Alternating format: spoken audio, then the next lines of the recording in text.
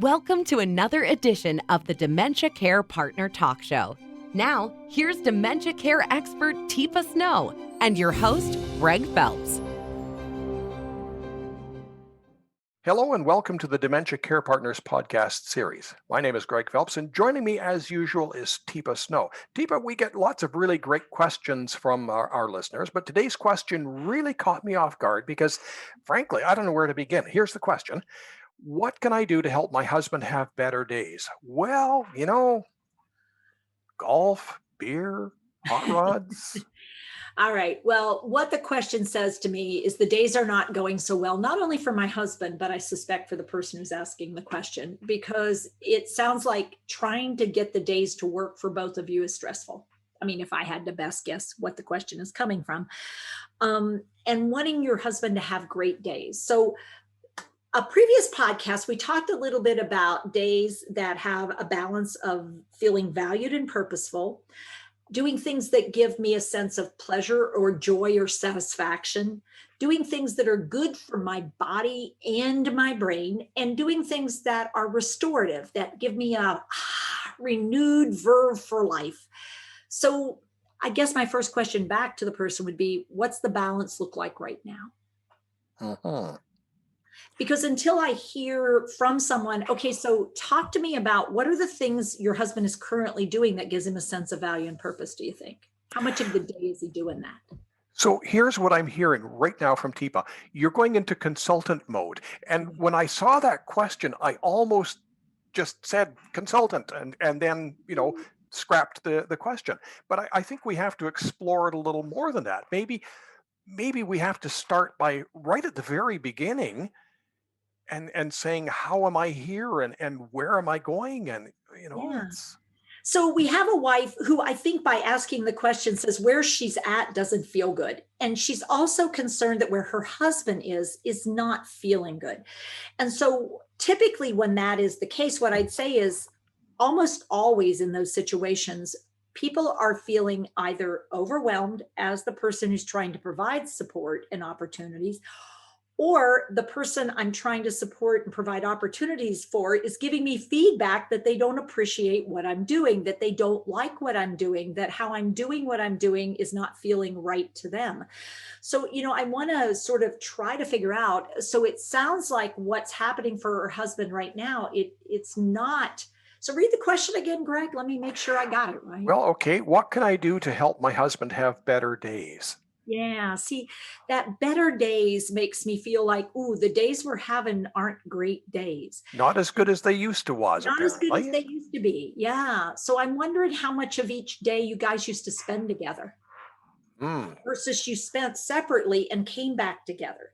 So, one of the things that I often wonder is how much time did he spend time on his own doing things that he enjoyed and gave him a purpose so that you could do things that you enjoy and give you a sense of purpose. But now you've sort of been shoved together into a box and you're trying to figure out how to make this work. And it could be because you're not used to being together this much. And so looking around to say, who else is there in the world who could maybe spend some time with your husband or with you or with both of you that might change the dynamic between the two of you? There are just so many questions here to be asked. That's why I sort of thought the consultant role mode might be the way to go.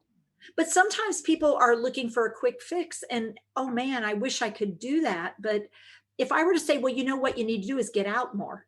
And then you turn around and say, we're out a lot. All we do is go for hikes or walks. And it's like, okay, I am so sorry.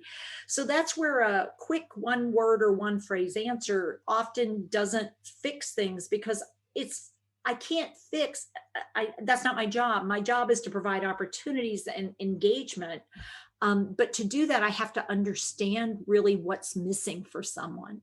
What's working for someone, what isn't. And so I often will ask, well, what are two things that are going okay right now?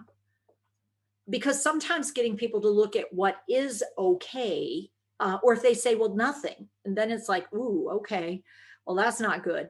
So he's not enjoying anything about what's happening, or you're not enjoying anything. Because it could be really, for me, wondering whether the person, the wife, is just burned out. I mean, is she not getting what she needs to be the support that she wants to be? Or is he giving her indications that he doesn't like what she's doing or how she's doing it? There's just too many unknowns for me. Did he used to, like you said something about golf and beer? Mm-hmm. It's like, did he used to go golf with his buds and nobody's coming by anymore? In which case, well, I could either take up golf. Oh my Lord. That's just like my least favorite thought in the Teepa world. with a weapon in her hands. Yeah. Yeah. Trying to hit a small ball with a long stick and get it to go somewhere purposeful. I just like, Mhm. yeah. I mean, that idea is like, oh, nightmare on Elm Street. But at the same time, okay, so could I do something with watching golf if not playing golf? I mean, could I say, now, I've never understood golf. Come and show me how you do this. Now, what's the difference between a putt and a drive? And so what Hmm. I'm doing is I'm playing stupid a little bit. I do know the difference between a putt and a drive. I can't do either one. But if that's my goal, is to give him a sense of value and purpose by having him demonstrate or do something. Now, when you putt, do you take a big swing at it, or is it just like, now which of these clubs do you use? This back and forth that I'm doing, it gives him a chance to have value and purpose. It gets him a chance to use his brain. It gives him a chance to feel pleasure at that he's good at something and I'm not. But I have to be willing to give up time. I have to be interested in that this activity makes me feel good because he feels good. Versus I'm not getting things done because I've gone to do this and now I'm behind in all these other things I need to do, which puts me back to maybe it's time for a third party. So this question came in the middle of the pandemic. Yeah. Could it be something as simple as space? Oh my heavens, yes. So we're spending too much time in too little space. We've explored the space as much as you can explore a space. We need to go find other spaces. And this idea of being trapped in a space, it's called cabin fever up north. I think when I was a kid, mom would be, go out and play. I don't care. Here, put mittens on. Just I don't, don't care if it's 60 below. That's right. Get out there, do some shoveling of some snow. Here, I'll put you in some bundling. And then, of course, as you're all ready to go, I've got to pee. No, go, just go. But that idea of being in different spaces and places and doing things with different people for a little bit, I think it's time to safely start to really explore the world again, in ways that minimize risk. But staying in one space, oh my heavens, yeah, it's just too much for all of us. Now, Teepa, I know that Positive Approach to Care has consultants, and it seems to me my little brain is remembering something here about a free consultation, a free initial sort of check-in just to find out if it's something to pursue.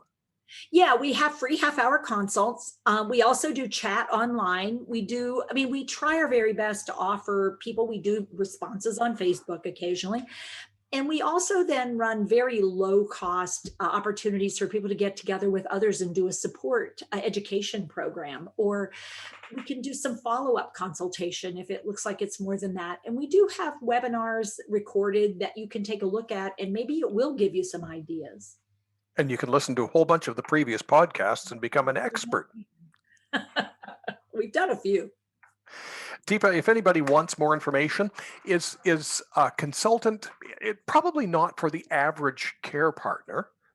Yeah, But, not but so much. Yeah, no, it may be that though that a champion course might be, because learning some skills on how to actively sort of approach and engage somebody might actually be helping you out to sort of figure out what's going on here that I'm not liking. How do I initiate some of these interactions? How do I assess my person and their abilities in the moment? And so we have champion courses, which are very 2-hour programs that get your skills tuned up and your awareness built. champion, just like world champion. Well, like a champion. Champions are not born, they're made. Good point. Teepa, thank you very much. Thank you, Greg. You've been listening to the Dementia Care Partners podcast series sponsored by Positive Approach to Care as a free broadcast available to anyone who may be living with dementia, supporting someone living with dementia, or anyone interested in learning more about the world of dementia. For more information about other free resources provided by PAC, please visit our resource page, www.teepasnow.com.